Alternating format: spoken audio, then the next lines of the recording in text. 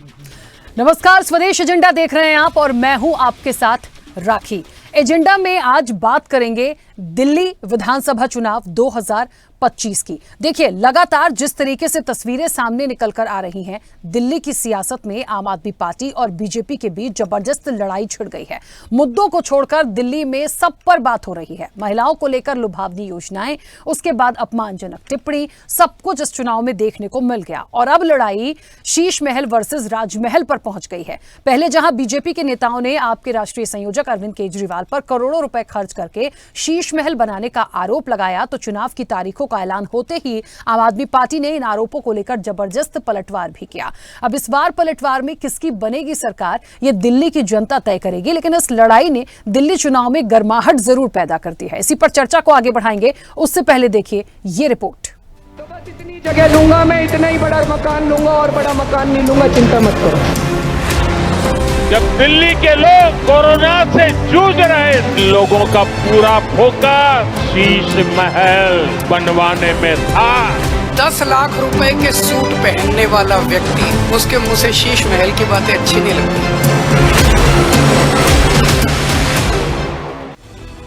चुनाव की तारीखों के ऐलान के साथ दिल्ली विधानसभा का चुनाव बेहद दिलचस्प होता जा रहा है। एक और जहां मुद्दों पर तकरार होनी थी, वो अब शीश महल और राजमहल पर दिखाई दे रही है। ऐसा ही एक सियासी घटनाक्रम तब देखने को मिला जब आम आदमी पार्टी के सांसद संजय सिंह और दिल्ली सरकार में मंत्री सौरभ भारद्वाज पत्रकारों के साथ दिल्ली के मुख्यमंत्री के आवास की ओर बढ़े, लेकिन पुलिस ने उन्हें रोक दिया। इसके बाद इन दोनों नेताओं ने प्रधानमंत्री आवास की ओर जाने की कोशिश की, तो पुलिस ने उन्हें वहाँ भी नहीं पहुँचने दिया।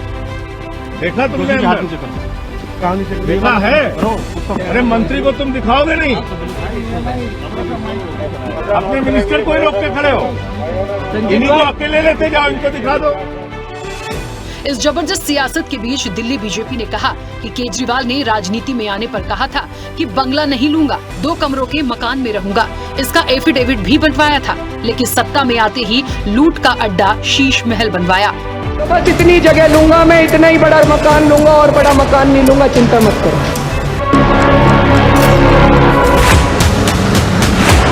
इंसान कहीं भी पहुंच जाए, उसको अपनी औकात नहीं भूलनी चाहिए। मुझे अपनी औकात पता है, मैं बहुत छोटा सा आदमी हूँ, मेरी बहुत छोटी सी औकात है।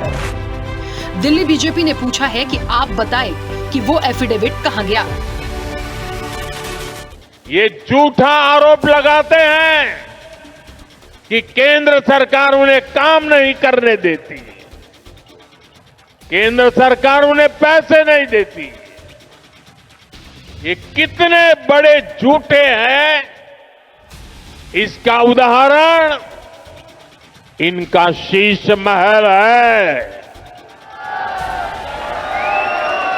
दिल्ली के लोग कोरोना से जूझ रहे थे, जब दिल्ली के लोग ऑक्सीजन और दवाओं के लिए भटक रहे थे, तब इन लोगों का पूरा फोकस अपना शीश महल बनवाने में था। वो जितना भी प्रयास कर लें, परंतु शीश महल जो केजरीवाल जी की विलासिता का स्मारक है और इट इज द म्यूजियम, इसे अब वो बचा नहीं सकते। दिल्ली की जनता को जिस निर्लज्जता के साथ लूटकर इस शीश महल का अनेक प्रकार की सुख भोग की वस्तुओं का संग्रहालय बनाया गया, उस हकीकत से वो बच नहीं सकते कि आज जो कुछ भी आम आदमी पार्टी ने किया है, ये इनकी उच्छृंखल, उद्दंड और अराजक प्रवृत्ति का सीधा साधा उदाहरण है। और संजय सिंह जो आज ड्रामा कर रहे हैं, मैं उनसे पूछना चाहता हूं, जब आप जमानत पर छूटकर आए थे तिहाड़ जेल से बाहर, सबसे पहले थी शीश महल में गए थे। सत्येंद्र जैन छूटे, वो भी इसी शीश महल में गए। मनीष सिसोदिया छूटे, वो भी इसी शीश महल में गए। अरविंद केजरीवाल का तो घर है, वो तो जाएंगे ही, लेकिन तब आपको ध्यान नहीं आया था कि मीडिया को हम शीश महल दिखा दें। आज जब आचार संहिता लग गई, तब आप ड्रामा कर रहे हैं। उसको चाहिए संजय सिंह को कि जाके राहुल गांधी से पूछे कि तुम्हारे पिताजी ने राजमहल क्यों बनाया था।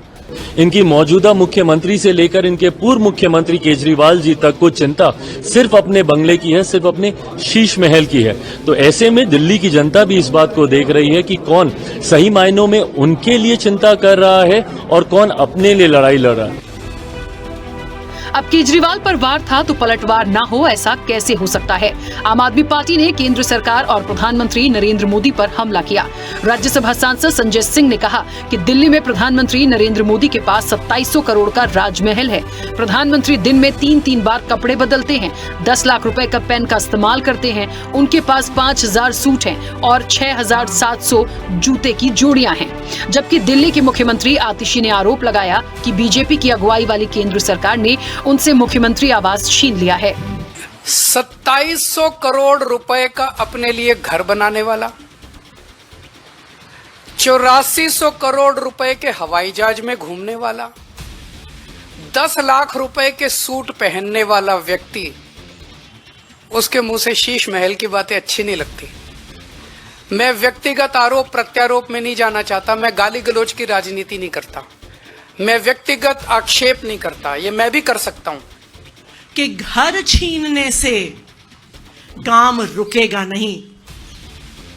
ये हमारे घर छीन सकते हैं, ये हमें गालियां दे सकते हैं, लेकिन जो दिल्ली वालों के लिए काम करने का जज्बा हमारे दिल में है, उस जज्बे को नहीं छीन सकते। मुख्यमंत्री का आवास है, उन्होंने पहले सामान फेंकवाया, फिर उसके बाद अलॉट किया, फिर उसके बाद कैंसिल किया। आपने मजाक बना रखा है।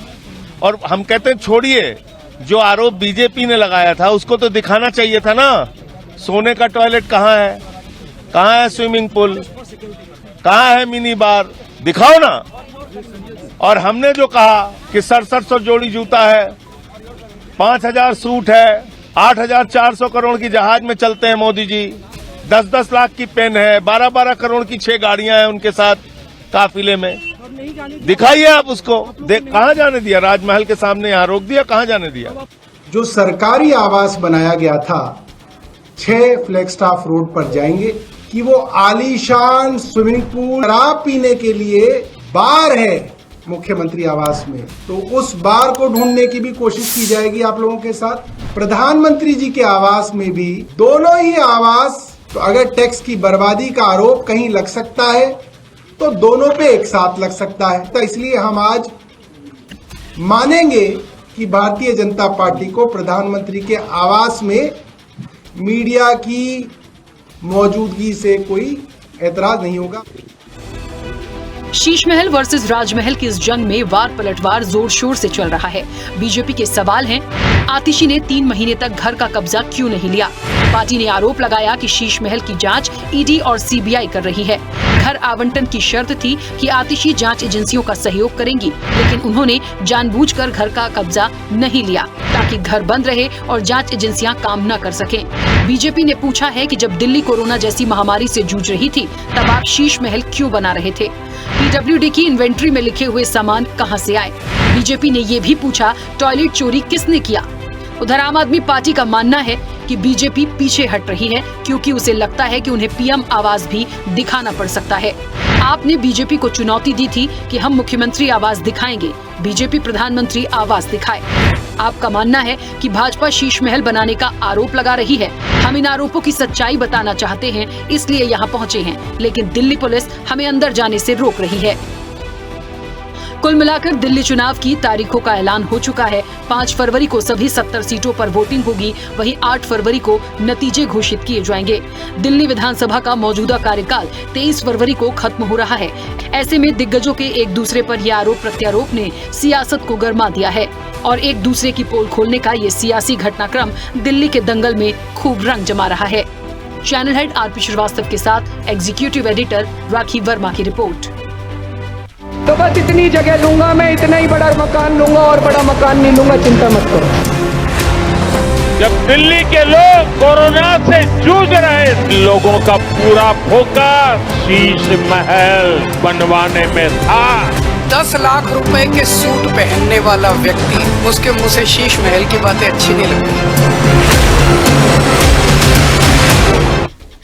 चलिए, तो शीश महल वर्सेस राजमहल और तेज हो गई है चुनावी हलचल और सियासी हलचल भी कह सकते हैं। देखिए, जाहिर तौर पर दिल्ली में जो मुद्दे हैं, जो विधानसभा चुनाव है, ये पूरे सियासी नाटक या सियासी घटनाक्रम को यदि मैं कहूँ ना कि इन सारी चीजों के बीच में मुद्दे नदारत है तो बिल्कुल सटीक बैठेगा।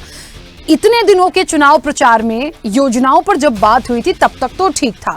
उसके बाद दिल्ली की जनता क्या चाहती है, क्या परेशानियां हैं, क्या मुद्दे मुख्य रूप से हैं, उस पर कोई बात नहीं करा। कभी महिलाओं के अपमान पर चले जाते हैं, कभी लुभावनी योजनाओं पर आ जाते हैं, उसके बाद अब शीश महल और राजमहल होने लगा। तो ये क्या एक मुद्दा जैसा है दिल्ली के लिए? और जो बातें आ भी रही हैं तो दोनों तरफ से देखिए वार पलटवार किस तरीके का है। सीधे चर्चा पर चलते हैं और जाहिर तौर पर बहुत सारे मेहमान हमारे साथ जुड़ेंगे। सबसे पहले आपका परिचय कराऊंगी, बात निकल कर आएगी कि आखिरकार यहीं तक सीमित रहेगा या इसी से एक रिजल्ट के नतीजे आने वाले समय में देखेंगे। सबसे पहले आपका परिचय करा दें। भारतीय जनता पार्टी का पक्ष रखने के लिए महेश वर्मा हमारे साथ जुड़े। महेश जी, बहुत स्वागत चर्चा में जुड़ने के लिए। कांग्रेस का पक्ष रखेंगे बीबी शर्मा। बीबी शर्मा जी, आपका भी बहुत स्वागत है। आम आदमी पार्टी का पक्ष रखेंगे आकाश वर्मा। आकाश जी, आपका भी बहुत स्वागत है। और राजनीतिक विश्लेषक हैं तनुज दीक्षित। तनुज जी, आपका भी बहुत स्वागत है। चर्चा की शुरुआत सबसे पहले महेश जी आपसे करूंगी। मुझे सुन पा रहे हैं? बिल्कुल, मैं सुन पा रहा हूं जी आपको। हाँ। महेश जी, चर्चा की शुरुआत आपसे इसलिए कर रही हूं, देखिए शुरुआत तो आप ही लोगों ने करी थी। अब ना तो बात शीश महल की निकलती, ना वहां से बात राजमहल की आती। अब बात निकली भी थी तो चलिए ठीक है, अरविंद केजरीवाल ने जो कुछ भी कहा, जो बातें आई, लेकिन दिल्ली में ये तमाम डिस्कशन क्यों हो रहे हैं?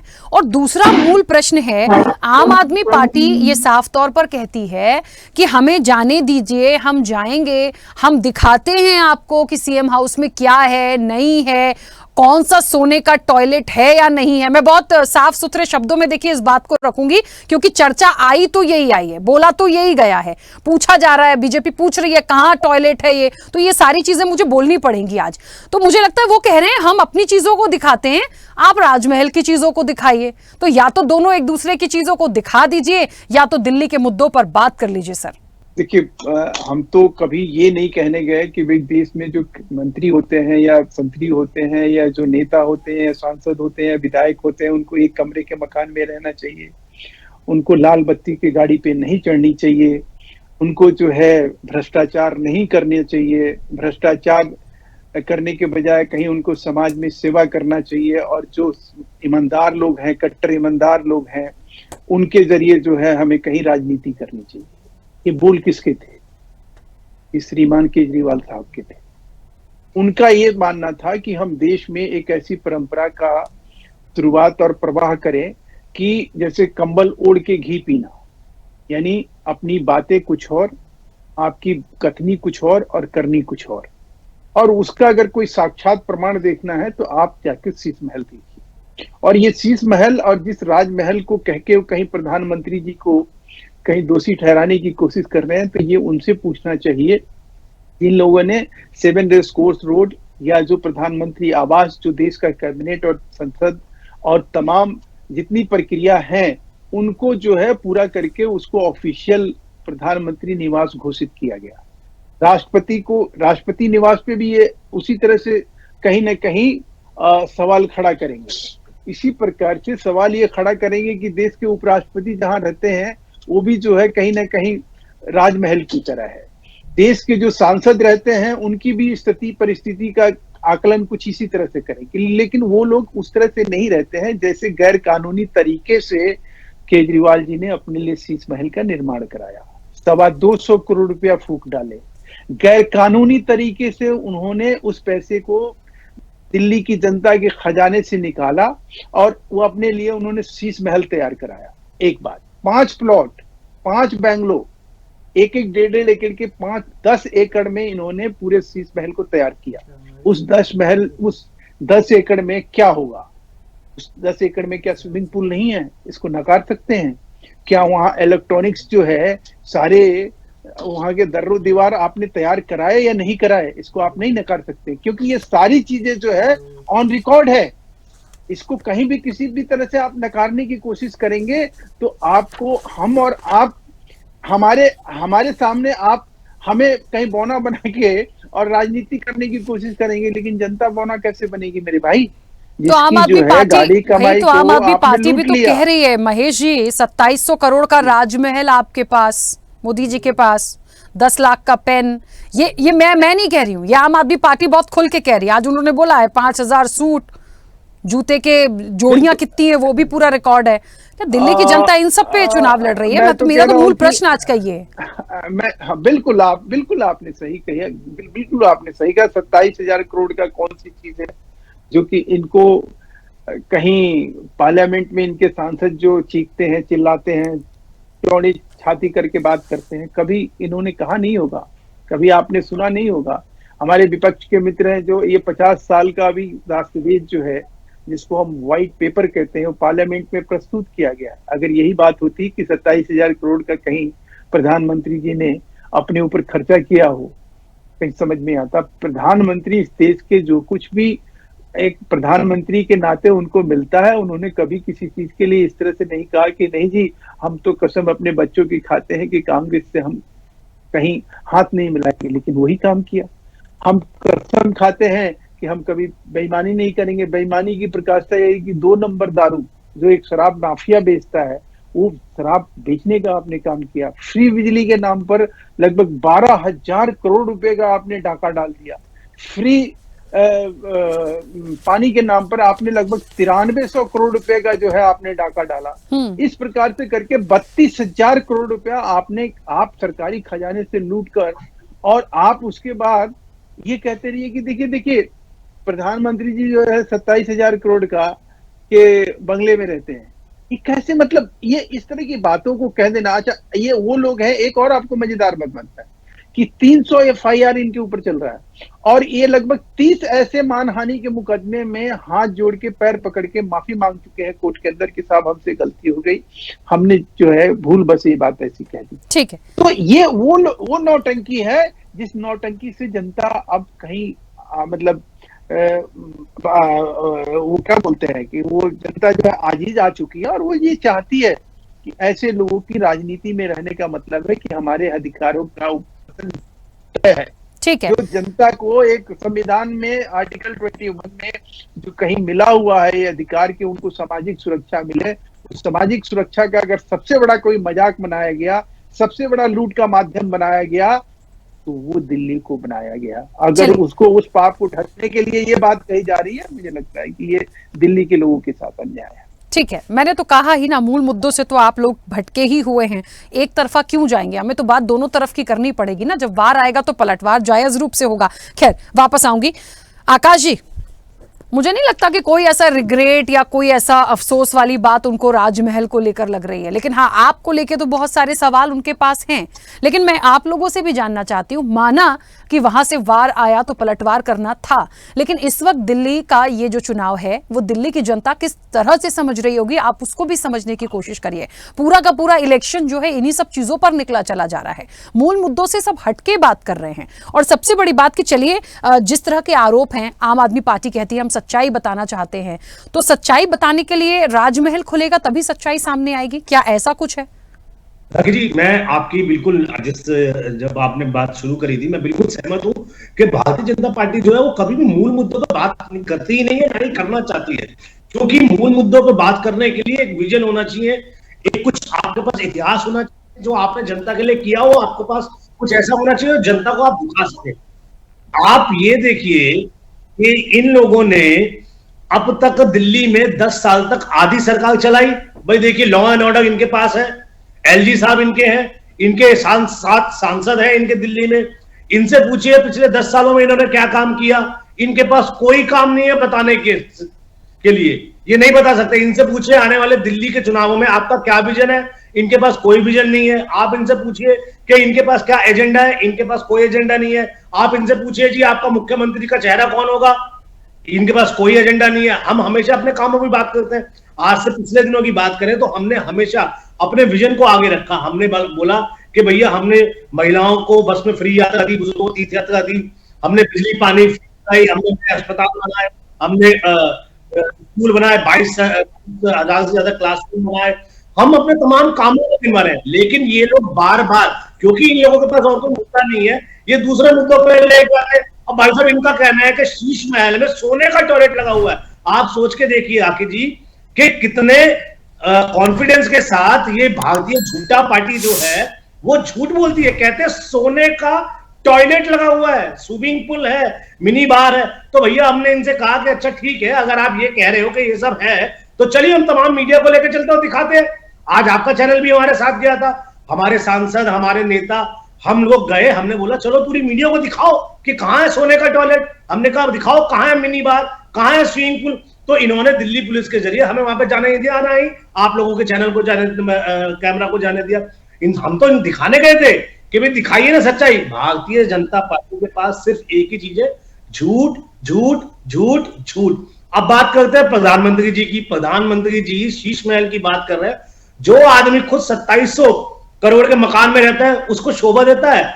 जो 8000 से ज्यादा करोड़ के हवाई जहाज में उड़ता है, 10-10 लाख रुपए का सूट पहनता है, 10-10 लाख करोड़ रुपए की गाड़ियों में घूमता है, 10-10 लाख रुपए पहन लेते हैं, दिन में 5-5 10-10 बार कपड़े बदलते हैं, अपना फोटो शूट कराते हैं, अपनी एक पीआर कंपनी चलाते हैं। ऐसा व्यक्ति दिल्ली के मुख्यमंत्री आवास पर सवाल उठा रहा है। इसीलिए आज हम तमाम मीडिया चैनल को लेके गए थे कि भैया आप चलिए, आप देखिए, लेकिन इन्होंने देखने नहीं दिया। आप देखिए कि सौरभ भारद्वाज जो कि पीडब्ल्यूडी मिनिस्टर है और वो जो मुख्यमंत्री निवास है वो पीडब्ल्यूडी के अंदर आता है, वहां के मंत्री तक को जाने से एक जेई रोक रहा है, दिल्ली पुलिस रोक रही है। मैं भारतीय जनता पार्टी को बोलना चाहता हूं, आप लोग मूल मुद्दों से भटकिए मत। आप ये बताइए कि आपका विजन क्या है। मैं आपको आपके चैनल पे बैठ के मैं अपनी पार्टी का आपको अपने काम गिनवा रहा हूं कि भैया हमने 4 नए अस्पताल बनाए, 11 और बनवा देंगे। हमने पहले 6000 की कैपेसिटी होती थी 2015 में बेड की, हमने इसको 13000 कर दिया। आने वाले 2026 तक हम इसको 30000 कर देंगे। मैं आपको काम बता रहा हूं। मैं आपको कह रहा हूं हमने 9 नए कॉलेज बनवाए, 9 नए कॉलेज अभी अंडर कंस्ट्रक्शन है। 42 से ज्यादा हमने स्कूल बनाए, सरकारी स्कूल बनाए। दिल्ली के सरकारी स्कूलों का रिजल्ट पिछले 7 सालों से, बोर्ड का रिजल्ट पिछले 7 सालों से प्राइवेट स्कूलों से अच्छा आ रहा है। आज दिल्ली सरकार में बच्चे जो है वो फ्रांस जाते हैं फ्रेंच सीखने के लिए, टीचर्स भाग जा रही हैं सीखने के लिए। मैं अपने काम गिना रहा हूं। मैं बता रहा हूं कि हम बुजुर्गों को तीर्थ यात्रा देते हैं। आगे मैं बता रहा हूं कि हम महिलाओं को हर महीने 2100 रुपए की सम्मान राशि देंगे। हम पंडितों को और ग्रंथियों को 18000 रुपए महीना देंगे। हम बुजुर्गों को का फ्री इलाज कराएंगे संजीवनी योजना की तरह। हम विजन पे बात करें, लेकिन भारतीय जनता की पार्टी और उनके प्रवक्ता ना ही तो विजन पे बात करते हैं, ना ही एजेंडा पे बात करते हैं, और ना ही दिल्ली की जनता के हित के बारे में बात करते हैं। इनको कोई ना कोई एक ऐसा मुद्दा चाहिए जिस पर बेफजूल ये मीडिया के थ्रू जनता का ध्यान अटका सके। भारतीय जनता पार्टी के प्रवक्ता यहाँ बैठे हैं, मैं इनसे पूछना चाहता हूँ, आपने 10 साल अपने सरकार चलाई, आदि लॉ एंड ऑर्डर की बात करिए मुझसे, आपके साथ सांसदों ने काम किया, ये दिल्ली को बताइए। आपके एलजी साहब ने क्या काम किया, आप ये बताइए ना। मूल मुद्दों से क्यों भटका रहे हैं? ठीक है आकाश जी, 1 सेकंड आपको रोक रही हूँ, वापस आऊंगी। महेश जी 1 मिनट रुकेगा, 2 प्रतिक्रिया और आ जाए जल्दी से, उसके बाद मैं आती हूँ आपके पास। बीबी शर्मा जी सुन पा रहे हैं? जी बीबी शर्मा जी, मुझे तो लग रहा है, चलिए कांग्रेस कुछ योजनाओं को लेकर थी, अभी तक मुझे नहीं लगता कि कोई ऐसी बहुत बड़ी बात इसको लेकर कांग्रेस की आई है, लेकिन सब लोग आ तो गए हैं इस शीश महल वर्सेस राजमहल की लड़ाई में। सब लोग धीरे धीरे थोड़ा थोड़ा भागीदारी हो रहे हैं। मेरा आपसे भी यही मूल प्रश्न है कि इन सब चीजों से ही क्या दिल्ली की जनता जो है एक अपने नतीजे देगी? वो तो कुछ और सोच के बैठी है। कहीं ऐसा ना हो कि शीश महल राजमहल के चक्कर में जो ये शीश महल वाले शीश महल में ही रह जाएं, राजमहल राजमहल में ही रह जाए, कोई एक तीसरा महल आ जाए। राखी जी बिल्कुल आपकी बात से मैं सहमत हूँ। जो दिल्ली के मुख्य मुद्दे हैं उन मुद्दों पे इन दोनों पार्टी में, जिसको मैं कहता हूँ चोर चोर मोसेरे भाई, दोनों पार्टियां इन पे बैक मार के बैठी हुई हैं। जो वास्तव में बात होनी चाहिए, वो शीश महल का गाना गा रहे हैं, वो राजमहल का गाना गा रहे हैं, और हकीकत दोनों को पता है। हकीकत दोनों जानते हैं कि उनके शीश महल में क्या काम हुआ, उनके राजमहल में क्या काम हुआ है। लेकिन दिल्ली की जनता को जो चाहिए उसके बारे में इनके पास कोई विजन नहीं, कोई थ्योरी नहीं, आगे क्या करना है, कैसे करना है, दिल्ली को जाम से कैसे निजात दिलानी है, जो कि एलजी साहब के अंडर में आता है। दिल्ली कानून व्यवस्था एलजी साहब के अंडर में आती है, और एलजी साहब सीधे सीधे बीजेपी को रिप्रेजेंट करते हैं। तो दिल्ली की जितनी आप हर सड़क जाम है, लेकिन इसके बारे में कोई बात नहीं करने को तैयार है। दिल्ली की हर गली कूचे में आपको कूड़े के ढेर मिल जाएंगे जो एमसीडी के अधीन आते हैं, और एमसीडी बीजेपी इसमें फिलहाल आम आदमी के अधीन है। आज से 2 साल पहले की मैं आपको बात बताता हूँ। 2 साल पहले आम आदमी ने बड़े सीना ठोक ठोक के कहा था, साहब एमसीडी हमारे हाथ में नहीं है, हमें एमसीडी दे दीजिए, हम दिल्ली को चकाचक लंदन और पेरिस जैसा बना देंगे। दिल्ली की जनता ने एमसीडी में भी बहुमत दे दिया। उसके बाद देखिए आज भी हालात क्या है। हर गली कूचे में गए, हर गली में, हर मोहल्ले में कूड़े के ढेर बजा रहे हैं। कूड़े के ढेर जो हैं उनको, और जब इससे पहले बीजेपी थी, बीजेपी ने क्या करा कि कूड़े खत्ते के जो होते थे उनको बंद करके वहां पे अमूल के स्टॉल खोल दिए, अपने अपने लोगों को अमूल के स्टॉल बांट दिए। अब कूड़ा कोई फेंके तो फेंकेगा, उसका कोई, इन्होंने उसके बाद आम आदमी भी अब सत्ता में है, एमसीडी में है, लेकिन इनके पास भी कोई विजन नहीं है कि लोग को अपना कूड़ा कहाँ फेंके, कैसे उसका उठावन होगा, कैसे उस बदबू से निजात मिलेगी। लेकिन ये दोनों पार्टियां इस मामले में मौन है। अब एक दूसरे के ऊपर ठीकरा फोड़े जा रहे हैं, वो शीश महल, वो राजमहल, वो शीश महल, वो राजमहल। भाई दिल्ली की जनता को शीश महल राजमहल से क्या करना, उनके घर के लिए आप क्या कर रहे हो ये बताइए। आम आदमी पार्टी से पूछना चाहता हूँ, 24 घंटे पानी का आपने वादा करा देने का, 24 घंटे छोड़िए, 4 घंटे भी दिल्ली में पानी ढंग से नहीं आता किसी भी कॉलोनी में, और जहां आता है वो हमेशा गंदा पानी आता है। आज दिल्ली में टैंकर माफिया इतना हावी हुआ पड़ा है, हर घर में आपको 20 लीटर की पानी की बोतल सप्लाई होती हुई दिख जाएगी, हर घर में। जो इनके वादे थे उस पर पीछे हटे पड़े हैं। कानून व्यवस्था बीजेपी के हाथ में है। दिल्ली की कानून व्यवस्था का हाल देखिए, संगम विहार में 1-1 घंटे गोलियां चलती हैं और वहां पे पुलिस नहीं पहुंचती है। 1 घंटे लगातार फायरिंग हुई संगम विहार में, दिल्ली का हिस्सा है, लेकिन वहां पे पुलिस नहीं पहुंची। अब पुलिस उनके हाथ में और शासन उनके हाथ में, दोनों का एक ही रहा। दोनों आराम से शांति से बैठे हैं, जनता को मूर्ख बनाने का काम कर रहे हैं। इनके पास ना कोई नियत है, ना कोई काम करने का तरीका है, ना कोई रोड मैप तैयार है, इनके पास कुछ नहीं है, सिर्फ आरोप प्रत्यारोप, आरोप प्रत्यारोप। अब रही बात उसकी, बार बार ये बात उठाते हैं, सबको पता है शीश महल की बात उठी है तो कितने का टेंडर था, कितने में काम हुआ। अब आते हैं मोदी जी के निवास स्थान की बात जाए, सबको पता है 8.5 हजार करोड़ के 2 प्लेन में चलते हैं। कोई भी ड्रेस उनकी कभी दोबारा रिपीट नहीं होती, कभी रिपीट नहीं हुई। पिछले 11 साल से मैंने उनको किसी एक ड्रेस में दोबारा नहीं देखा उनको। तो सीधी सी बात है, वो अपनी मौज ले रहे हैं, ये अपनी मौज ले रहे हैं। जनता इनके लिए कोई मकसद नहीं रखती, मतलब नहीं रखती। चुनावी आती घोषणा कर देते हैं, रेवड़ी बांटना ये शुरू कर देते हैं, रेवड़ी बांटना वो शुरू कर देते हैं, और सिर्फ जनता का मूर्ख बनाने का काम करते हैं। ठीक है तनुज जी, सुन पा रहे हैं मुझे? बिल्कुल बिल्कुल जी। तनुज जी, मुझे लग रहा है दिल्ली का ये चुनाव, क्योंकि चर्चा आज शीश महल वर्सेस राजमहल इसलिए हुई है क्योंकि सबका पूरा जो एक फोकस है इस वक्त दिल्ली इलेक्शन पर है। जाहिर तौर पर बहुत महत्वपूर्ण चुनाव है। विधानसभा चुनाव तो आप किसी भी स्टेट के उठाइए, सबकी नजरें उस पर होती है। जब बात दिल्ली की आएगी तो वो आनी है, क्योंकि यहाँ पे आम आदमी पार्टी है, ना बीजेपी ना कांग्रेस। और इस बार सब लोगों को देखिए, बिल्कुल एकला चलो की राह पर सभी सीटों पर एकदम ताकत के साथ मैदान में है। मुझे लगता है दिल्ली के जो मूल मुद्दे हैं उस पर मैं बहुत दिनों से कुछ नहीं देख रही हूँ, सिवाय इसके कि योजनाएं आई, कोई महिला सम्मान लाया, कोई प्यारी दीदी लाया, बीजेपी ऑलरेडी अपनी योजनाएं लाई, फिर वो टिप्पणियां किस तरीके की हुई महिलाओं को लेकर, वो सारी चीजें आ गई। अब शीश महल और राजमहल आ गया। मुझे लग रहा है जनता ये सोचती होगी कि ये लोग आपस में अपने लड़ाई झगड़े समेटते रहें, करते रहें, उनको क्या देने वाले हैं इलेक्शन में आने के बाद, उससे तो सब नदारत है। तो आपको लगता है कि ये जो एक सियासी नाटक, मैं इसलिए कह रही हूं क्योंकि एक नाटक जैसा घटनाक्रम ही है, कुछ देर के लिए होता है, फिर ठंडक हो जाती है, अगले दिन किसी का बयान आता है, फिर उसमें आग लग जाती है। तो ये जो सियासी नाटक है इसका पटाक्षेप यहीं पर हो जाएगा, ये ऐसे ही चलता रहेगा और मुद्दे पीछे रह जाएंगे? देखिए, आज बात शीश महल की हो रही है। दिल्ली के अंदर वैसे अगर बात करें तो शालीमार बाग में एक शीश महल है और देश में 2 शीश महल है, एक दिल्ली के शालीमार बाग में और एक आमेर किला जैसलमेर में, वहां भी शीश महल है, दोनों फेमस है। लेकिन उसके बावजूद अगर हम बात करें तो क्यों चुनाव के माहौल में शीश महल जैसे मुद्दे को हाईलाइट करना पड़ रहा है? अगर विश्लेषण के रूप में समझे तो दिल्ली में 30 लाख आबादी झुग्गियों में रहती है, 30 लाख के लगभग की आबादी है, और लगभग ये 20 सीटें, विधानसभा की 20 सीटें इंपैक्ट करती हैं दिल्ली के अंदर, जिनमें 750 झुग्गियां बनी हुई हैं। अगर हम इन क्षेत्रों की बात करें तो महत्वपूर्ण रूप से नरेला, आदर्श नगर, काजीपुरा, मॉडल टाउन, राजेंद्र नगर, संगम विहार, ऐसे कई प्रतिष्ठित इलाके हैं दिल्ली के जहां पर ये झुग्गी रहवासी हैं। और वो विशेष रूप से अगर 2020 के एक सर्वे की बात करें तो लगभग 62% मतदाता झुग्गियों में रहने वाला था, जिन्होंने, और वही आम आदमी पार्टी का आधार भी बना, क्योंकि आम आदमी पार्टी विगत 2013, 2015 और 2020 3 चुनाव में एक अच्छे बहुमत के साथ सरकार में स्थापित है।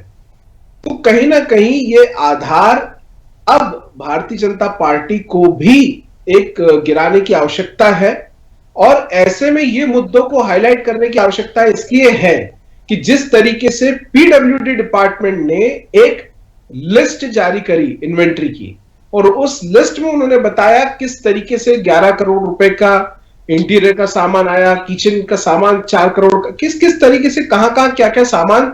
अच्छा, एक बहुत महत्वपूर्ण, क्योंकि इस देश में सीएम हाउस रिनोवेशन के लिए संदर्भ में कोई भी कानून या कोई विशेष एक लिमिटेशन इसमें मौजूद नहीं है। इसका हम दुष्परिणाम पहले भी देख चुके हैं।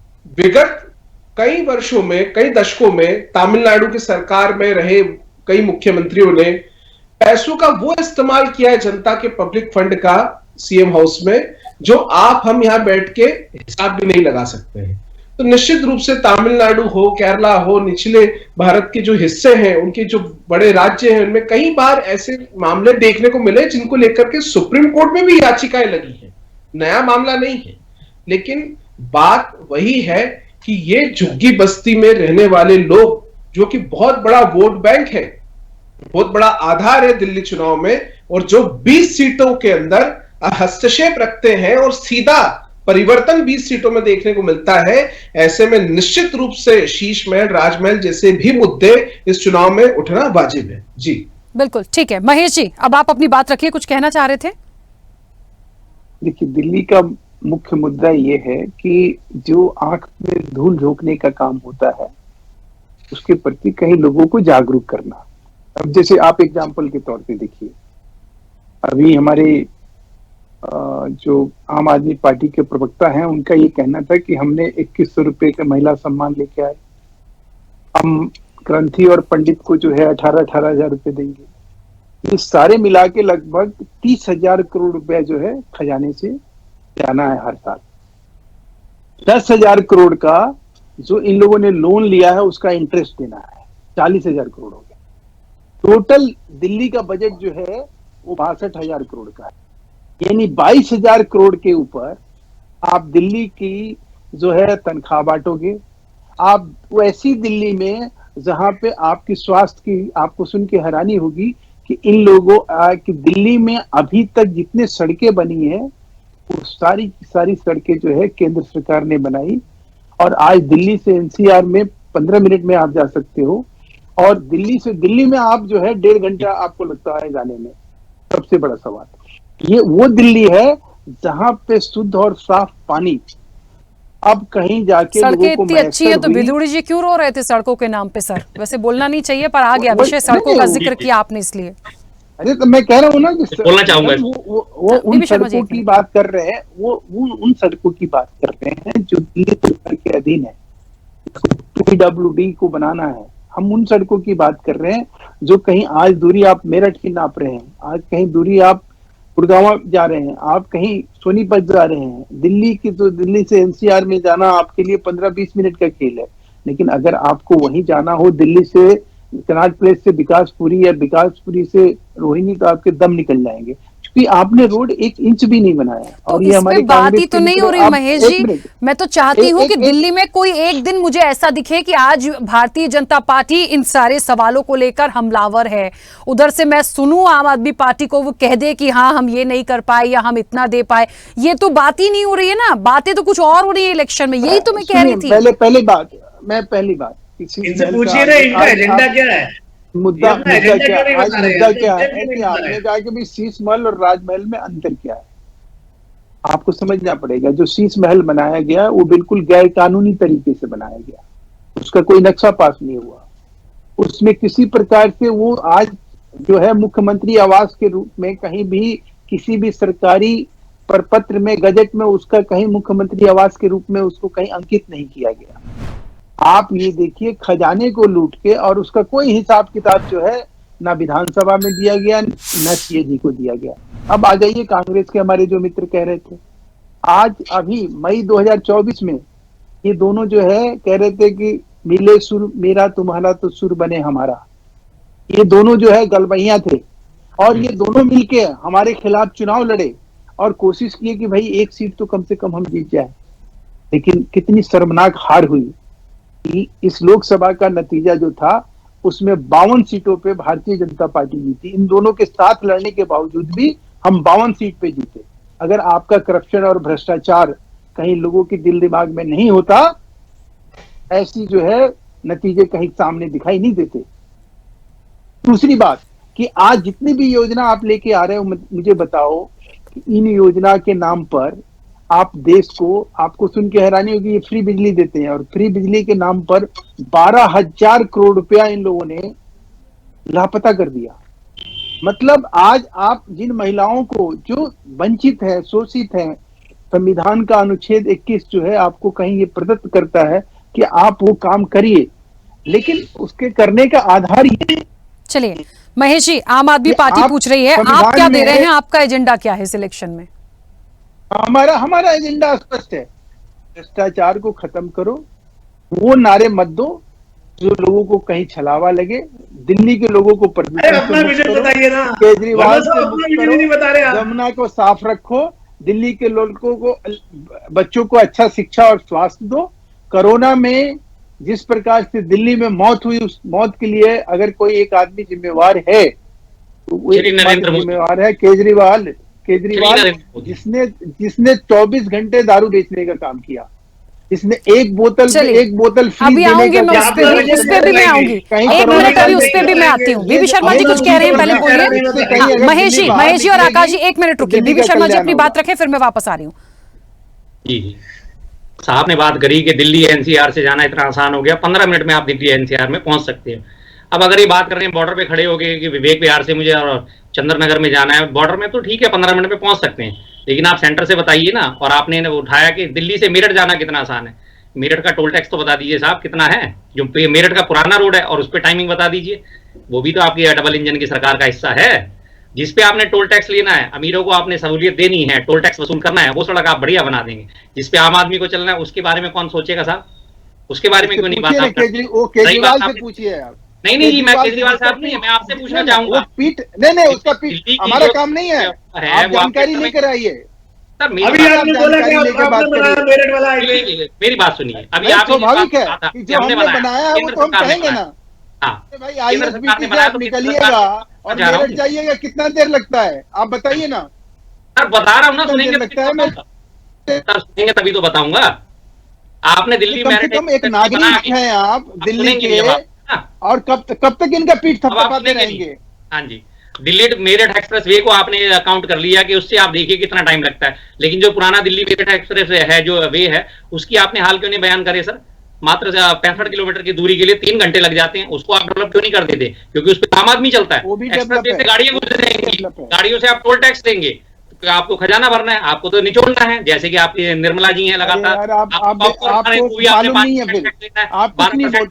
स्वदेश के दर्शकों को गुमराह कर रहे हो, ऐसा लग रहा है जैसे आम आदमी पार्टी के प्रवक्ता हो। आम आदमी पार्टी के प्रवक्ता बन के काम कर रहे हो, इसका कोई फायदा नहीं है। आप कांग्रेस और प्रतिनिधि के तौर पे आप बात करो और कोई लॉजिकल बात करो। आप मुझसे ये कह रहे हो कि नहीं आप टोल टैक्स जो लिया जाता है वो नहीं टोल टैक्स पैसा जो लिया जाता है। चलिए अच्छा महेश जी और बीबी शर्मा जी एक सेकंड रुक जाइए। चलिए 1 मिनट रुकिए, मैं तो वापस से शीश महल और राजमहल पे आती हूँ। सड़कों पर तो हम लाए इस चर्चा में, इसलिए आप लोग आ गए, वरना आते ही नहीं ना। ये चर्चा होती ना, मैं सड़कों का कोई मुद्दे पर डिस्कशन कर पाती, इसलिए मैं वापस अभी शीश महल और उस पर आऊं। मुझे तो एक बात समझ नहीं आ रही है, बन रहा था शीश महल तब तो कोई कुछ नहीं बोला, ऐसी छोटी छोटी बातें आती थी, बन के तैयार हो गया, रहने की बात आ गई। उधर आतिशी जी कह रही हैं मुझे जाने ही नहीं दिया जाता, बीजेपी अलग कह देती है कि वो जानबूझ के नहीं गई क्योंकि वो तो उस पर ईडी सीबीआई जांच कर रही है। तो मतलब ये जो ऐसे वार पलटवार आप लोग कर रहे हैं ना, आप लोग वाकई जनता को गुमराह कर रहे हैं। पर दिल्ली की जनता, मुझे लग रहा है दिल्ली की क्या अब जनता ही बहुत समझदार हो गई है कि असल में उसके पीछे की कहानी क्या है। आकाश जी अपनी बात रखिए। जी बिल्कुल, मैं अभी मुकेश जी को सुन रहा था और मुझे इनकी एक बात बड़ी अच्छी लगी, इन्होंने बोला कि लॉजिकल बात करते हैं। चलिए सर मुद्दों की बात करते हैं, लॉजिकल बात करते हैं, मैं आप ही की तरफ से बात करता हूं। आप ये बताइए, मैं फिर से वही सवाल करूंगा, आपने दिल्ली में 10 साल आधी सरकार चलाई है, लॉ एंड ऑर्डर आपके पास था, 7 सांसद आपके पास थे, एलजी साहब आपके अपॉइंटेड है, वो आपका कहा मानते हैं। आप लोगों ने क्या किया आप मुझे बताइए, और आने वाले वक्त में आप दिल्ली की जनता को क्या देंगे? आपका क्या विजन है, आपका क्या एजेंडा है? अभी आपने बोला कि आप भ्रष्टाचार मुक्त करेंगे, तो क्या भ्रष्टाचार मुक्त वैसे ही करेंगे जैसे शुभेंदु अधिकारी को किया था मोदी वॉशिंग मशीन में धोके, जैसे अजीत पवार को किया था वैसे ही करेंगे, जैसे छबल भुजबल जी को किया था वैसे ही भ्रष्टाचार मुक्त करेंगे मोदी वॉशिंग मशीन में धुला के? या आपके पास कोई और तरीका है? क्योंकि अब तक तो आपने काफी भ्रष्टाचारियों का भ्रष्टाचार दूर किया है, लेकिन वो भाजपा का पट्टा पहना के किया है। आप मुझे बताइए आप कैसे नए स्कूल बनेंगे? मैं आपको बता रहा हूं, मैं लिस्ट लेके बैठा हूं, मेरे पास 42 ऐसे स्कूलों की लिस्ट है जो हमारी सरकार ने बनाए। मैं आपको बता रहा हूं 22,000 से ज्यादा क्लासरूम बनाए, हमने 9 कॉलेज यूनिवर्सिटीज बनाई। मैं आपके पास लेके बैठा हूं क्योंकि मुझे मालूम है आप लोग तो झूठ बोल के निकल जाओगे, लेकिन मैं झूठ नहीं बोलूंगा, मैं प्रमाण लेके आऊं। मेरे पास 9 की, आप अपने कैमरा की स्क्रीन पर दिखाइए, 9 कॉलेजेस की मेरे पास लिस्ट है जो हमारी सरकार में बने, और 9 की अलग लिस्ट है जो अभी अंडर कंस्ट्रक्शन है। मैं मुद्दों की बात कर रहा हूं। आप कह रहे थे ना मुकेश जी कि लॉजिकल बात कीजिए, मैं और आंकड़े आपको बताता हूं। हमने 4 अस्पताल हमारी सरकार में कंप्लीट हुए, जिसमें बुराड़ी का हॉस्पिटल है, अम्बेडकर नगर का हॉस्पिटल है, अरुणा असफ अली ब्लॉक ओपीडी वाला हॉस्पिटल है, Indira Gandhi hospital and medical college है।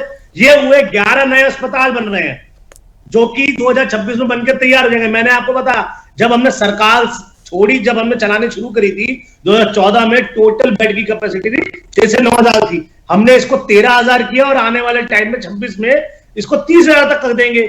हम महिलाओं को फ्री बस यात्रा देते हैं, ऐसा तो नहीं है मैं झूठ बोल रहा हूं। आप दिल्ली की किसी भी महिला से पूछ लीजिए क्या उसकी डीटीसी बस में उसकी टिकट लगती है, वो आपको मना कर देगी। हम बुजुर्गों को तीर्थ यात्रा में भेजते हैं, आप बुजुर्गों से पूछ लीजिएगा। हम दे रहे हैं दिल्ली में बिजली पानी पूरी तरह से फ्री है, बिल्कुल है। तो तमाम काम मैं आपको गिनवा रहा हूं, आप भी मुझे अपने काम गिनवाइए ना। ठीक है, आप ये बताइए ना, आपने कहा था कि 2 करोड़ नौकरियां देंगे, आपने कैसे दे दी? आपने कहा था कि 15 लाख आ जाएंगे, आए नहीं अभी तक। आप उसमें बात कीजिए, आप कह रहे हैं लॉजिकल बात करो। जब मैं लॉजिकल बात कहता हूं तो आप अनाप शनाप बोलने लग जाते हैं, कमाल कर रहे हैं। कह रहे हैं वो मेरठ के लिए, मेरठ हाईवे के लिए केजरीवाल जिम्मेदार है। वाह, कांग्रेस के प्रवक्ता ने बड़ी अच्छी बात कही कि टोल टैक्स की तो आप कह रहे केजरीवाल जिम्मेदार है। अरे केजरीवाल जी ने जाकर टोल टैक्स लगाया है या आपने लगाया?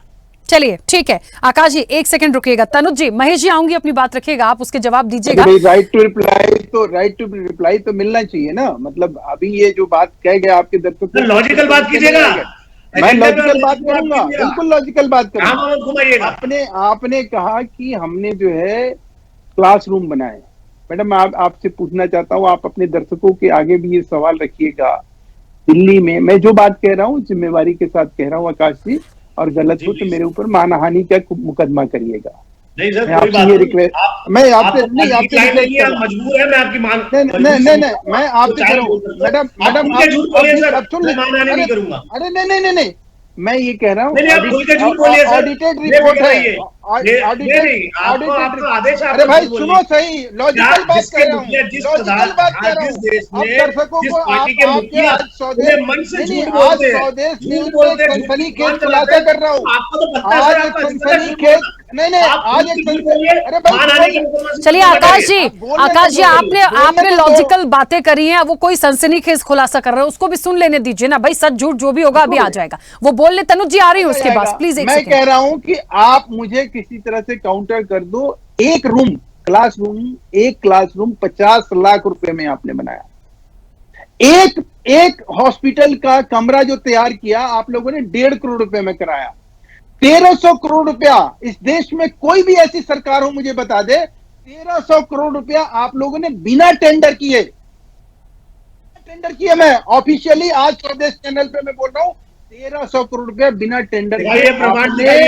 बिल्कुल प्रमाण। अरे भाई मैं तो कह रहा हूँ, मैं झूठ मानहानि का मुकदमा। अरे फोन खोलिए ना, फोन में भी आ जाएगा गूगल पे। मेरे पास प्रमाण ही है, तभी मैं बोल रहा हूँ। मैं दिखा रहा हूँ बोलने वाले लोग प्रमाण। मुझे लगता है ये सारी बातों को लेके पब्लिक डोमेन में आई है तो कुछ हो भी सकता है वहां पर, और यहाँ से तो चीजें जाएंगी ही, लेकिन पब्लिक डोमेन में ये बातें आप लोग नहीं कर रहे हैं। वहां तो आप लोग शीशमहल राजमहल कर रहे हैं, वहां पर महिलाओं का अपमान हो रहा है। इनसे पूछिए ना, इनके प्रधानमंत्री जी 45 मिनट भाषण देते हैं, जिसमें से 38 मिनट में सिर्फ केजरीवाल जी को गालियां देते हैं। वर्मा जी सुन लीजिए मैडम, इनको रोकिए कम से कम। पार्टी को गाली दी है। चलिए आकाश जी और महेश जी 1 सेकंड रुक जाइए, 1 सेकंड रुक जाइए। एक छोटी सी बात जल्दी से बोलिए महेश जी। शर्मा जी आप कह रहे थे कि दिल्ली में सड़कें जो है कहीं सरकार जो है केंद्र सरकार की जिम्मेवारी है। मेरे भाई PWD डिपार्टमेंट नहीं बोला, इन्होंने बोला। बोल लीजिए पहले आप। 250 करोड़ रुपए का 250 करोड़ रुपए का सड़क जो है बना है कागज पे, और इसकी चार्जशीट फाइल हो चुकी है। आप फिर झूठ बोल रहे हैं। इस दुनिया में हो बोल रहा हूँ तो मैं आपको बता रहा हूँ ना, देख लो। अरे मुझे समझ नहीं आ रहा, आप सब लोग है ना, मतलब इतना ज्यादा एकदम फोकस्ड हो गए। मैंने तो मुद्दे नदारत वाली बात बोली थी, यहाँ मुद्दे ही मुद्दे पे बात हो रही है। अब कोई शीश महल और राजमहल पे नहीं आ रहा। एक मैं कह रहा हूँ कि शीश महल में रहने वाला आदमी ऑफिशियली जब ये कहता हूँ कि मैं तो दिल्ली का राजा हूँ, मैं तो दिल्ली का राजा हूँ, ये केजरीवाल जी का ये बयान है, दिल्ली का राजा हूँ, तो करना है कर ले। ये किसी और का बयान नहीं है श्रीमान आकाश वर्मा जी, ये आपके नेता का, सुप्रीमो का आपका बयान है। जो अपने को राजा घोषित करता हो उसका स्थान देखिए, दिल्ली का राजा और कौन होगा ये तो जनता ही तय करेगी, किसी के बोलने से नहीं होता। बोलने को तो कोई कुछ भी कह देगा, देश में राजा नहीं होता है, राजा नहीं, राजा कौन ये होगा? लोकतंत्र है, ये राजतंत्र नहीं है। ये बात मोदी जी को समझानी चाहिए थी जब वो सेंगोल लेके चले थे संसद में। ये बात मोदी जी को समझानी चाहिए थी कि देश में कोई राजा नहीं होता, सेंगोल लेके अपने आप को राजा घोषित कर रहे थे। सेंगोल मोदी जी को समझानी चाहिए था। चलिए, अब आप सब लोग एक मिनट रुक जाइए, मैंने भरपूर समय दिया है, अभी वापस से आऊंगी मैं। तनुज जी, मुझे एक बात बताइए, ये जितनी बातें यहाँ पर निकल रही हैं, ये पब्लिक डोमेन में तो नहीं जा रही। इस वाकई में मुझे लगता है इस चर्चा से यहाँ से पब्लिक डोमेन में जरूर जाएंगी ये बातें, लेकिन वहां जो होना चाहिए चुनावी रैलियों में और तमाम जगह पे, क्योंकि अब तो चुनाव की तारीखों का ऐलान हो गया, अब तो मुझे लगता है जो बातें हो रही हैं, जो कहा जा रहा है, अपने मूल मुद्दों पर आना है, अभी भी उससे दूर दूर तक ये दिक्कत बहुत दूर है। तो एक बड़ा सवाल है कि ये जो बातें इस वक्त आ रही हैं पब्लिक डोमेन में, जो मुद्दों से हटकर हैं, इसका कोई प्रभाव पड़ेगा या दिल्ली की जनता बहुत शांति से एकदम साइलेंट मोड में है, वो सिर्फ जाके बटन दबाएगी और अपना रिजल्ट देगी? उन्हें क्या लेना देना है शीश महल और राजमहल से? भाई यमुना जी साफ हो जाएं, भाई स्कूल, शिक्षा, पानी, बिजली, घर, मकान की आप बात कर रहे हैं, रोजगार की बात कर रहे हैं, तो उनको समझ में आएगा। उन्हें क्या है, ना तो दिल्ली की जनता को शीश महल में रहना है, ना उनको राजमहल में रहना है। उनको जो करना है वो करना है, लेकिन उस पर बात नहीं। लेकिन यहाँ पे देखिए, एक मुद्दे की बात निकली और कितनी चीजें निकल कर आई।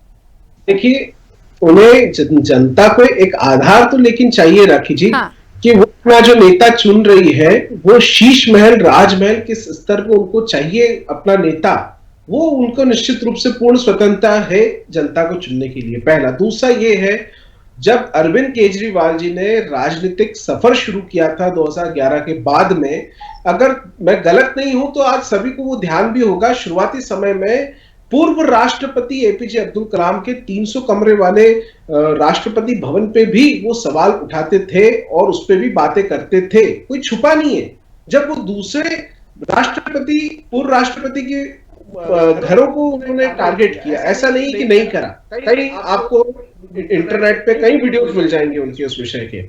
उसके अतिरिक्त भी आज एक सबसे बड़ी बात यह है कि उन्होंने जो 6 फ्लैग स्टाफ रोड पर जो बंगलो बनाया, वो 2 अलग अलग घरों को तोड़ करके एक मर्ज करके बड़ा बंगलो बना है, पहला। दूसरा, क्या स्थिति वास्तविकता में मैं आपको बताऊं स्थिति क्या है, क्योंकि लेफ्टिनेंट गवर्नर की बिना जानकारी, देखिए होता क्या, हर बार सरकार बनती है, क्योंकि दिल्ली में लेफ्टिनेंट गवर्नर का एक अलग ही पावर है, उनकी परमिशन के बिना कोई भी मंत्री, यहां तक कि उसके अंदर मुख्यमंत्री भी आते हैं, उनको भी घर अलॉट करना लेफ्टिनेंट गवर्नर के पास में राइट्स होते हैं, और वो अपने हिसाब से कोई भी घर, जरूरी नहीं कोई भी सीएम हाउस नहीं, उस राज्य में कोई भी घर अलॉट किया जाता है मुख्यमंत्री को। और ऐसा केजरीवाल भी पहले मुख्यमंत्री नहीं है, इसके पहले भी मोतीलाल खुराना, शीला दीक्षित जी 2-2 बंगलों में रहे हैं, कोई एक फिक्स बंगलो नहीं था कि हम यही रहेंगे या हमारा यही सीएम हाउस है, ऐसा दिल्ली के अंदर नहीं है। उसके बावजूद भी किसी पर्टिकुलर 2 घरों को, 2 कोठियों को तोड़ करके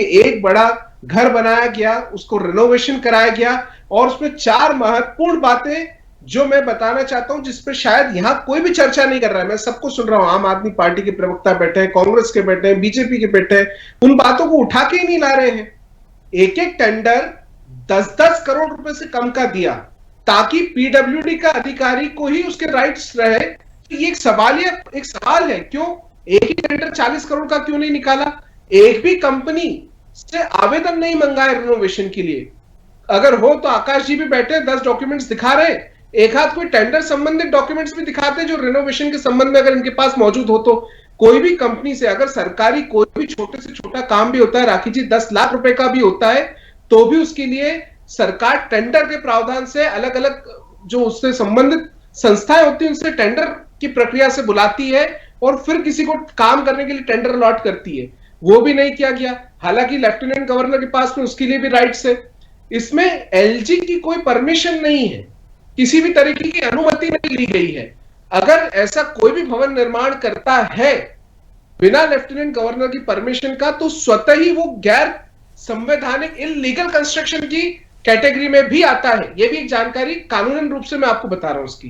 तो ऐसे कई सारी चीजों को दरकिनार करने के बाद में ऐसे कोई घर का निर्माण किया है, और ये आज से चर्चा में नहीं है। ये 3 साल पहले जो पूर्व उपराज्यपाल वीके सक्सेना जी थे दिल्ली के, उन्होंने इसकी जांच की शुरुआत कराई थी, और वहीं से ये जो मुद्दा है तभी से सबके सामने आया है। जी ठीक है। हाँ महेश जी, अब कहिए क्या कहना चाह रहे थे आप? देखिए, मैं ये कहना चाह रहा हूं कि आप शीश महल और राजमहल के ऊपर जो है आज आपका मुद्दा है, और उसकी धुरी में क्या है। आप मुद्दा तो ये जरूर है कि शीश महल के ऊपर जो है हमें बात करनी है, और दिल्ली के लोगों को शीश महल से क्या वास्ता है, शीश महल की बात क्यों कही जा रही है। मैंने जैसे शुरुआती अपने संबोधन में साफ साफ कहा कि भाई जो आप भ्रष्टाचार उन्मूलन को लेकर जिस प्रकार से आपने परचम अन्ना के कंधे पे बंदूक रख के गोली चलाने की कोशिश करी, उसका नतीजा क्या रहा। शीला दीक्षित को आप जिंदगी भर जेल में सड़ाने वाले थे उनके भ्रष्टाचार के लिए, आज उनके ऊपर एक FIR तक करने की बात तो छोड़िए, आपने गंगाजल हाथ में लिया, अपने बच्चों का कसम खाया, और तुरंत उसके बाद 2013 में आपने 29 दिन की सरकार बना ली। तो सवाल यह है कि आपका जिस प्रकार का चरित्र आपने निर्माण किया राजनीति में, उससे एक विश्वसनीयता कमजोर हो रही है। लोकतंत्र के ऊपर एक बदनुमा दाग है, और इस प्रकार के लोकतंत्र में अगर आप राजनीतिक और सियासत होगी और ऐसे सियासी चेहरे होंगे, तो स्वाभाविक है कि लोगों का विश्वास जो है कमजोर पड़ेगा। तो एक मतलब मैं कांग्रेस और बीजेपी और आम आदमी पार्टी से पहले मैं भारत का नागरिक हूँ। मामले में अपने आप को इतना सशक्त करना चाहता हूं कि भ्रष्टाचार किसी रूप में भी हो, या वो केजरीवाल के रूप में हो, या कांग्रेस के रूप में, या वो लालू के रूप में। आपको मैं बताऊं, ऐसी चीजें सामने सर, आप लोगों ने कभी कोई भ्रष्टाचार नहीं किया? हम तो पूछना चाह रहे हैं ना, हम तो 50 साल का व्हाइट पेपर लेकर हम पढ़े हुए हैं पार्लियामेंट में, और इन लोगों के पास जो है व्हाइट पेपर जो होता है ना मैडम, वो ऐसा डॉक्यूमेंट्स होता है जिसके ऊपर। आकाश जी, आप कुछ कह रहे हैं लेकिन आपने म्यूट किया, अनम्यूट करके बोलिए। मैं कह रहा हूँ भ्रष्टाचार किसी भी रूप में हो, चाहे वो शुभेंदु अधिकारी जी के रूप में हो, चाहे वो अजीत पवार जी के रूप में हो, चाहे वो छमल भुजबल जी के रूप में हो, सबको मोदी वॉशिंग मशीन में धो देंगे। देखिए, मैं तो इससे एक बात कहना चाहती हूँ, भ्रष्टाचार से अछूता तो कोई भी नहीं रहा है, तो इसीलिए एक दूसरे पर भ्रष्टाचार के आरोप तो मत लगाइए। यहाँ पे कोई भी इतना साफ सुथरा नहीं बैठा कि भ्रष्टाचार नहीं किया है। प्लीज, राजनीतिक रूप से कह रही हूँ, क्योंकि मैं और तरुण जी राजनीति का हिस्सा नहीं है, इसलिए हम दोनों को अलग कर दीजिए। बाकी राजनीतिक रूप से तो भ्रष्टाचार की जहां तक बातें हैं उसको बिल्कुल अलग कर दीजिए। आप राजनीति सुनिए, हम लोग भी पत्रकारिता में रहे, लंबे टाइम तक रहे, अच्छे खासे थोड़ा बहुत जो जानकारी है, मैं उस दृष्टि से मैं कह रहा हूँ कि हमने आपका एक्सपोज किया ना, कि 22 लाख करोड़ का एक्सपोज हुआ ना आपका स्कैम जब यूपीए सरकार थी। महेश जी, मुझे तो एक बात आज जाननी है, बस इतनी बातें इस चर्चा में निकल कर आई। यदि आम आदमी पार्टी कहती है कि हमारे साथ चलिए, हम आपको दिखाते हैं कहाँ मिनी बार है, कहाँ सोने का टॉयलेट है, कहाँ पे और क्या चीजें हैं, और फिर पीएम हाउस भी चलिए, हम सब कुछ देखते हैं, तो चर्चा वहां आकर रुकती है। जाइए ना, मीडिया को भी अलाउ करिए। अरे भाई मैडम, मैं ही कह रहा हूँ कि आप से 10 साल तक आप इस बात को तो नहीं कह रहे थे। इसका मतलब क्या है कि 10 साल तक आप अभी कहा ना कि आपने आरोप लगाए, तो हमने कहा, तनुज जी ने क्या कहा, 10 साल पहले कहते तो थे शीश महल पे आरोप आया, बात आई, जब भी तो राजमहल की बात आई, वरना सब चुप बैठे हुए थे। वही तो मैं कह रही हूँ, सब अपने अपने बिल्कुल आलीशान महल में राज कर रहे हैं, किसी को जनता से लेना देना नहीं था। अच्छा चलो, मैं कह रहा हूँ, मैं आपसे कह रहा हूँ कि जो देश के प्रधानमंत्री निवास है, जो मैं सवाल नहीं उठा रही सर प्रधानमंत्री निवास पे या राजमहल पे, मैं तो सवाल उठा ही नहीं रही, मैं तो शीश महल पे भी नहीं उठा रही हूँ। आप लोग आपस में लड़ रहे हैं अपने शीश महल और राजमहल को लेके। आप गलत इंटरप्रिटेशन कर रही हैं। मैं किसी बात के लिए, मैं इस बात पे लड़ रहा हूँ कि राजमहल इसकी ये संज्ञा दे रहे हैं प्रधानमंत्री आवास का, वो देश का जो है अंगीकृत, स्वीकृत और संवैधानिक। तो महेश जी, मैं भी वही कह रही हूँ, यदि सब कुछ सही है, सवाल उन्होंने क्यों उठाया? क्योंकि आप लोगों ने शीश महल पे उठाया। मुझे ये बताइए, यदि कोई पीएम हाउस है, अरे भाई हमने क्या कहा कि शीश महल पे उठाया? हमने ये कहा मैडम, अभी क्षितिज जी ने क्या कहा, उन्होंने कहा उनको यही बात मालूम है कि सिर्फ 2 बैंगलो का एमागुलेशन हुआ। मैडम 5 बैंगलो का एमागुलेशन हुआ, जो सीनियर अधिकारियों के थे उनको निकाल बाहर करके। तो सर मीडिया को जाने दीजिए ना, देखने दीजिए ना वहां पर क्या है, क्यों उनको रोका जा रहा है? बात तो वही है, पब्लिक डोमेन में सच्चाई तो आनी चाहिए। अरे मैं तो ये हाउस में जो 5 बंगले इकट्ठे करे गए हैं, थोड़ा सा ध्यान दीजिए इस बात पे। पीएम हाउस में 5 बंगले हुए हैं। अरे भैया आप किसके ऊपर नहीं किसके ऊपर बात कर रहे हो? वो राजीव गांधी जी ने, वो राजीव गांधी जी ने बनवाया था, राजीव गांधी जी ने बनवाया था। आप उनको कटघरे में खड़ा कर रहे हो। हाँ जी, समझ में नहीं आ रहा है। आपका जो है कि टेंडर पास हुआ है वो किसने कराया सर? 467 करोड़ का जो पीएम हाउस का रेनोवेशन का टेंडर पास हुआ है वो किसने कराया सर? अब आप कहते हैं कि हमारा राजमहल नहीं बन रहा, ये क्या बन रहा है? 467 करोड़। नहीं तो आप अपने देवेंद्र यादव को और संदीप दीक्षित को जाके कह रहे हो कि यार तुम लोग क्या बकवास कर रहे हो, क्यों केजरीवाल के खिलाफ बोल रहे हो? क्या मतलब है इसका? अजय माकन ने किसके ऊपर सवाल खड़ा किया? शीश महल के ऊपर अजय माकन ने। अजय माकन को बोला ना, चोर मोसेरे भाई माकन ने क्यों कहा शीश महल? सर चोर मोसेरे भाई, दोनों के दोनों आप लोग एक जैसे, एक शीश महल की राजनीति कर रहे हैं, दूसरे राजमहल बना के बैठे हैं। जनता की बात आपने करनी ही नहीं। आपने अजय माकन कौन से मौसेरे हैं? वो कौन से मौसी के बेटे हैं? हम तो चलो मौसेरे भाई हो गए। लोकसभा चुनाव से पहले 6 महीना पहले आपको कहीं चोर दिखाई? चलिए महेश जी और बीपी शर्मा जी, एक सेकंड रुक जाइए क्योंकि समय हो गया है, समय हो गया है। बहुत एक छोटी सी संक्षिप्त प्रतिक्रिया, बहुत छोटी सी। तनुज जी मुझे बस एक बात का जवाब दे दीजिए, ये जो शीश महल वर्सेस राजमहल की जो चर्चा थी, और आपने भी कहा था कि वहां रहने वाले जो दिग्गज हैं, यदि वो एक चेहरा है और उसी चेहरे को आधार बनाकर जनता भी बहुत सारी चीजों को सुनती समझती है और आगे जाहिर तौर पर वो बटन को दबाकर आएगी कि वो किसे देखना चाह रही है। लेकिन हमें ये भी देखना पड़ेगा कि ये जो आरोप प्रत्यारोप आ रहे हैं, इसका खुलासा कैसे होगा? भाई आम आदमी पार्टी इतने दावे के साथ कह रही है कि हम गए तो थे, जो हम पर आरोप लगे हैं, जो शीश महल पर आरोप हैं, हम दिखाना चाह रहे हैं। आप जाने दीजिए ना, मीडिया को देखने दीजिए। तो इन सब चीजों पे भी आप रोक ले रहे हैं, कैसे फिर दूध का दूध और पानी का पानी होगा? पहलू तो बहुत सारे हैं ना इसके पीछे। देखिए, हम अगर बात करें तो मॉडल कोड ऑफ कंटेम्प्ट यानी आचार संहिता जो है पूर्ण रूप से दिल्ली में लागू हो चुकी है। 10 तारीख से चुनावी प्रोग्राम शुरू हो चुके हैं, हो जाएंगे, और जब से प्रेस कॉन्फ्रेंस करता है इलेक्शन कमीशन तभी से आचार संहिता लागू हो जाती है। इसमें एक बहुत महत्वपूर्ण ये भी है कि भीड़ का एकत्रीकरण किसी भी जगह पर जहां पर चुनाव है वो अपने आप में गैर संवैधानिक हो जाता है। ऐसे में निश्चित रूप से आज आप मीडिया या अन्य किसी भी लोगों को ले जाकर के घर दिखाना चाह रहे हैं, कोई सीएम आवास दिखाना चाह रहे हैं, सबसे पहले आज की तारीख में वो सीएम आवास में कोई रह ही नहीं रहा है।